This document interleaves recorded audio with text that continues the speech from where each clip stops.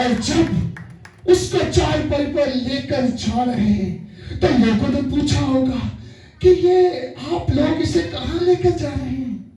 जैसे कि आजकल हमारे पास कोई भी ऐसा कोई बीमार हो तो हम उसको चारपाई पर लेकर जाते हैं, तो रास्ते में से बहुत से लोग पूछते हैं, सवाल करते हैं। उनके साथ भी सवाल किया गया होगा, उनके साथ भी बातचीत की होगी और वो एक ही बात को कहते होंगे कि आज हम उस शाफी के पास लेकर जा रहे हैं जो डॉक्टरों का डॉक्टर है, हकीमों का हकीम है, जिसके सामने हर एक घुटना झुकेगा, चाहे वो आसमानियों का हो, चाहे वो जमीनियों का हो, चाहे वो जमीन के नीचे रहने वालों का हो, हर एक घुटना उस यीशु के सामने झुकेगा और उस यीशु के पास हम उसको लेकर जा रहे हैं।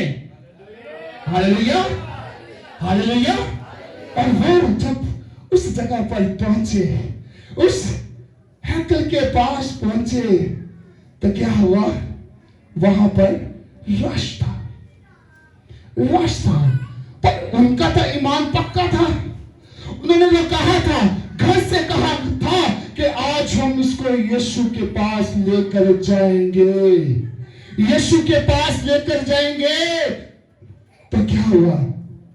जब उस रश को उन्होंने देखा, उस भीड़ को देखा, तो क्या हुआ? उनके ज़हन में एक बात आई, चाहे जो भी हो, जैसा भी हो, हम इसको यीशु के पास लेकर जाएंगे, इसको यीशु के पास लेकर जाएंगे।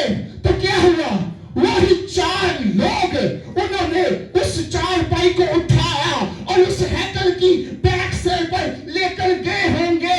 तो उन्होंने कहा कि आज हम इस यीशु के पास इस बीमार को लेकर जाएंगे। तो क्या हुआ? वो छत के ऊपर चढ़ गए और छत को क्या किया? खोदना शुरू कर दिया, उखेड़ना शुरू कर दिया कि आज हम इसको यीशु के पास लेकर जाएंगे, आज हम इसको यीशु के पास लेकर जाएंगे। तो क्या हुआ? उस छत को खोल दिया और क्या किया? उस चारपाई को खुदावन यीशु मसीह के सामने कर दिया, उसके सामने कर दिया। तो क्या हुआ? उसने क्या कहा होगा? उसने क्या कहा? आगे के बस मैं आपको बताऊंगा, हम पढ़ेंगे। उसने क्या कहा होगा?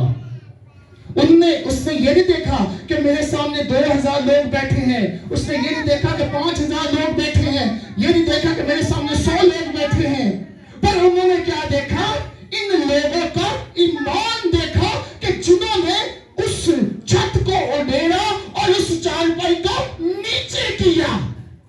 तो क्या कहा? मेरे और आपके यीशु ने कहा कि जा, तेरे ईमान ने तुझे अच्छा कर दिया, चल अपनी चारपाई उठा और चल फिर। और क्या हुआ? जब उसके पास लेकर गए तो क्या उस यीशु ने उसको वैसे रहने दिया? वैसे रहने दिया।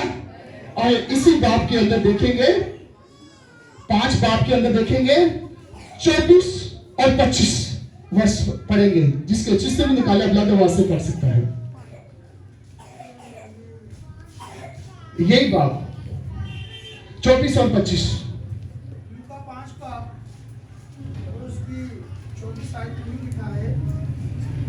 लेकिन इसलिए कि तुम जानो कि इब्ने आदम को जमीन पर गुनाह माफ करने का इख्तियार है, उसने मफलूस से कहा, मैं तुझसे कहता हूँ, उठ और अपना पटोला उठाकर अपने घर जा।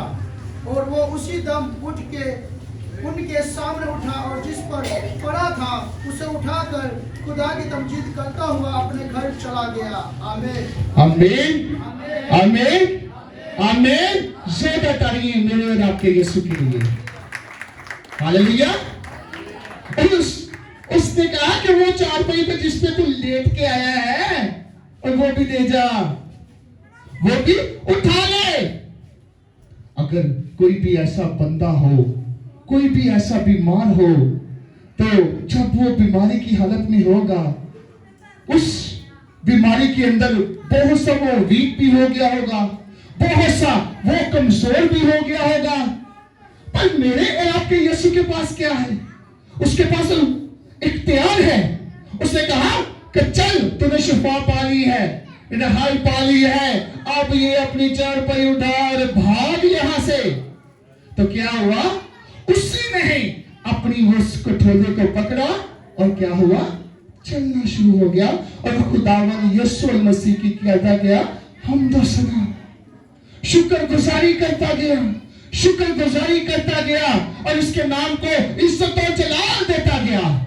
खुदा के लोगों, चाहे बीमारी जैसी भी है, जैसी भी है, जैसी भी है, अगर तो आपका ईमान है तो वो बीमारी आपके बदन में ठहर नहीं सकती। अगर तो वो बीमारी चाहे जैसे भी रूप के अंदर है, जब आप कहेंगे मेरा यीशु मेरे साथ है, तो ये बीमारी मेरे बदन में ठहर नहीं सकती। आमीन, आमीन, आमीन। जब हम अव्वल दर्जा उस यहोवा पाक खुदावन यीशु मसीह को देंगे तो क्या होगा? हमारे बदनों के अंदर कोई भी ऐसी कमजोरी ठहर नहीं सकती, कोई भी ऐसी बीमारी ठहर नहीं सकती, कोई भी ऐसी लाचारी हमारे बदन में ठहर नहीं सकती। Hallelujah, hallelujah. इसी लूका की अंजील में उसके 17 बाब के 13 से लेकर 19 तक पढ़ेंगे।